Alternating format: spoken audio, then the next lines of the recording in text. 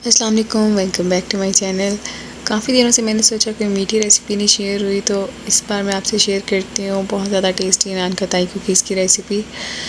ये बिल्कुल नान खटाई नहीं है, नान खटाई से रिजेंबल कुकीज़ टाइप है। फ्लेवर आपको नान खटाई जैसा आएगा और टेक्सचर आपको कुकीज़ जैसा मिलेगा। बहुत टेस्टी क्रंची से बनते हैं और बहुत ज़्यादा मज़े के, बहुत क्रिस्पी से। तो इसकी रेसिपी भी बहुत सिंपल है, बाकी कुकीज़ वगैरह की तरह ही।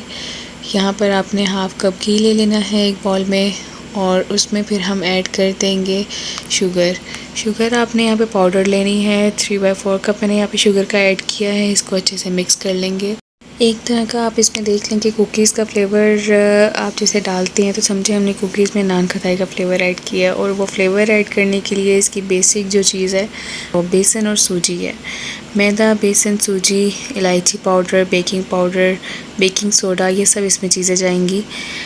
जो नॉर्मल कुकीज़ बनते हैं उनमें भी ऐसी ही चीज़ें जाती हैं सारी, लेकिन इसमें जो डिफरेंट जा रहा है वो इलायची पाउडर, बेसन और सूजी है।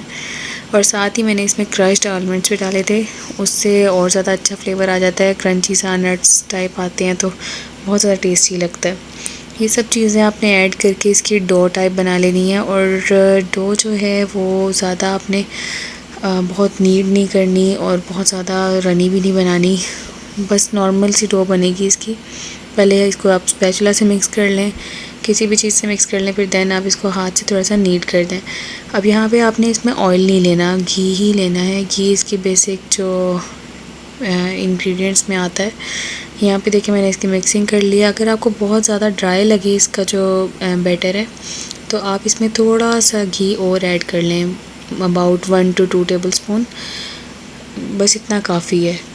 क्योंकि इसकी डो जो है वो थोड़ी सी क्रम्बली सी होती है, जैसे टूटने वाली हो।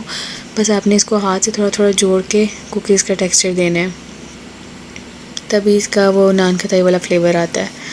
अच्छे से आपने इसको मिक्स कर लेना है डो को नीट करके। अब यहाँ पे देखें थोड़ा सा इसमें घी कम लग रहा था, मैंने इसमें ऊपर से 1-2 चम्मच और ऐड किया और फिर इसको अच्छे से इस तरह से मिक्स कर लिया।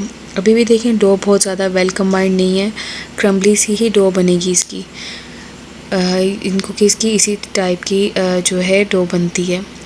आपने इस तरह से इसको मिक्स कर लेना है कि सारी चीज़ें अच्छे से मिक्स हो जाएं।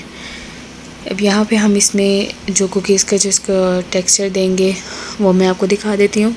पहले मैंने बेकिंग ट्रे को अच्छे तरीके से ऑयल से ग्रीस कर दिया था, उसमें बटर पेपर ऐड कर लिया था। देन मैंने इसमें कुकीज़ को शेप दे के रखी थी।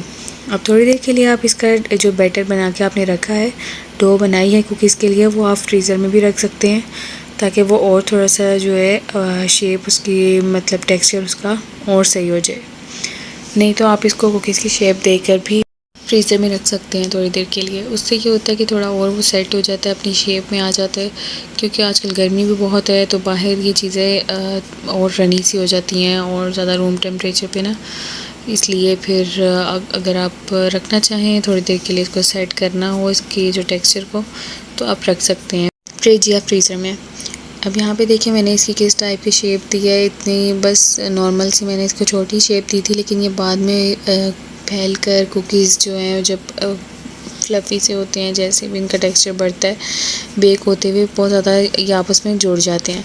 अब मैंने अपनी तरफ से थोड़ा इनको दूर दूर कर ही रखा था, लेकिन फिर भी ये इतने अच्छे तरीके से राइज़ हुए थे कि आपस में ये फिर जुड़ गए थे। वो आपको आगे नज़र आ जाएगा किस तरीके से। बाकी ये आप इसके बाद तो फिर आप ये देखें, आप और ज़्यादा इसकी छोटी शेप देकर और ज़्यादा इनको छोटे साइज़ में बनाइएगा, ताकि फिर ये आपस में ना जुड़ें, वरना इनकी शेप गोल से फिर स्क्वायर में आ जाती है। तो यहाँ पर जितने भी बन रहे थे अबाउट 7 to 8 बन गए थे ईज़िली। वो भी बड़े साइज़ के बनाए थे तब, अगर आप छोटे साइज़ के बनाएंगे तो और ज़्यादा बन जाएंगे। यहाँ पे सारे बनाने के बाद फिर मैंने इन पर जो है कोटिंग भी की थी एक। उसके लिए मैंने यहाँ पर एक एग यॉक ले ली थी, उसमें 2 टेबलस्पून मिल्क का ऐड किया और थोड़ा सा फूड कलर ऐड करके अच्छे से मिक्स कर लिया। अब इसको मैं ब्रश से स्प्रेड कर दूँगी कुकीज़ के ऊपर, और साथ ही मैंने उसमें फिर जो क्रश किए हुए आलमंड्स थे उसमें से थोड़े से बचा लिए थे, ताकि मैं ऊपर से भी गार्निश कर सकूँ कुकीज़ में, और ज़्यादा अच्छे से नान खटाई के जो लुक आ जाएगी और ज़्यादा अच्छा लगेगा वो, इसलिए फिर मैंने बचा लिए थे वो। अब मैं आपको दिखा दूँगी किस तरीके से मैंने उसको ऐड किया था। अच्छे से आपने जो है ये हो गया और इस मिक्सचर को फेंट लेना है, मिक्स कर लेना है। अब इस पर स्प्रेड कर देंगे सारा हम ब्रश की मदद से या किसी भी चीज़ से लगाने के बाद अच्छे से। फिर आप इस पर जो नट्स वगैरह हैं अपनी मर्ज़ी के मुताबिक जैसे भी आप डालना चाहें वो ऐड कर लें और फिर इसको बेक कर लें।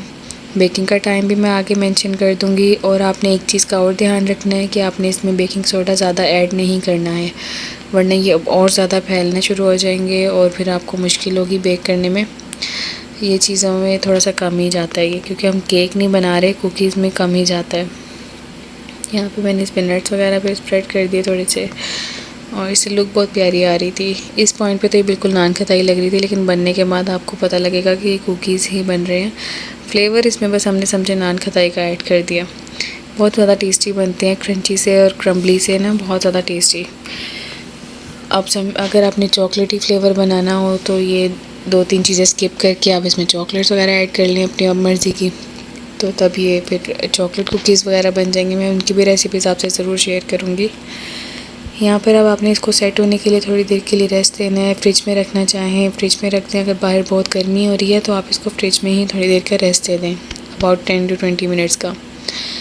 फिर मैंने यहाँ पे प्री हीट कर लिया था बेकिंग ओवन को पहले ही, तो फिर यहाँ पर बेक हो गया। यहाँ पे हम इसको बेक करने के लिए टाइम जो है वो 25 to 30 मिनट्स लेंगे और टेम्परेचर मैंने इस पे 170 डिग्री का रखा था। ये देखें, मैंने जैसा आपको बताया था कि ये सर्कल से स्क्वायर शेप में आ गए हैं क्योंकि इनको जगह नहीं मिली स्प्रेड होने की। अभी मैंने इनको थोड़ा दूर दूर ही रखा था, जबकि अब इनको आपने फ़ौरन नहीं निकालना वरना ये ख़राब हो जाएगा, टूट जाते हैं। क्योंकि बेक होते ही बिल्कुल नरम नरम हुए होते हैं, थोड़ी देर लगती है इनको हार्ड होने में, क्रंची होने में। इनको आपने ठंडा होने देना है।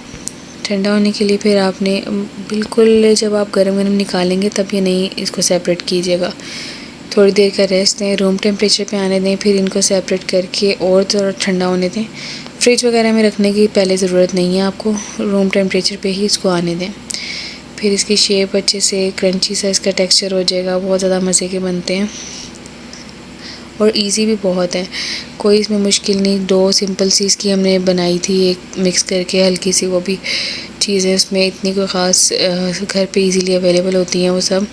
ये देखिए इतना क्रंची से बने थे, इतने ज़्यादा मज़े के क्रम्बली से, और नान खताई का फ्लेवर भी इसमें इतना अच्छा आ रहा था।